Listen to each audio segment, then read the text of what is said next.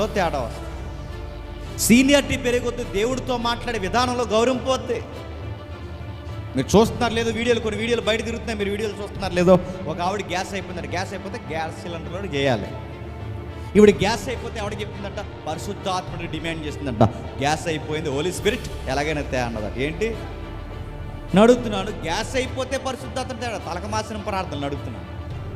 Gas అయిపోతే పరిశుద్ధాత్మ చెప్పిందంట. ఒక ఆవిడకట బాగా వినండి, పప్పు అండి వాళ్ళ ఆయనకి పెట్టిందట. వాళ్ళ ఆయన కుదురుగా ఉండాలిగా అడిగిందంట, ఎలా ఉందండి పప్పు అని అడిగిందంట. పైన నీ మొహలాగా ఎప్పుడు ఎలా తగలెట్టావు అన్నాడు. వెంటనే సరేండి నెక్స్ట్ టైం బాగా వండుతాను అనాలిగా. బయటకు వచ్చి అన్నదట, పైకి చూసి పక్కకు వచ్చి చెప్పాలి కదా అందంట. ఎవరిని? యేసుప్రభుని. మీకు అర్థమవుతుందో? ఒక ఆవిడకి పప్పులో ఉప్పు ఎక్కువైపోతే యేసుప్రభు చెప్పాలట, ఒక ఆవిడ గ్యాస్ అయిపోతే పరిశుద్ధాత్ముడు తేవాలట. కొంతమంది డిమాండ్లు చేసి దేవుడు నువ్వు ఇస్తామంటున్నారట. ఇలాంటి వాళ్ళని అందరం చూస్తుంటే ఏమనిపిస్తుంది చెప్పండి? దేవుడు అర్థం కాలేదు అనిపిస్తుంది, లేదా తొండ ముదిరి చెప్పండి అయింది అనిపిస్తుంది. మీ ప్రార్థనలో మీ వ్యవహారాలు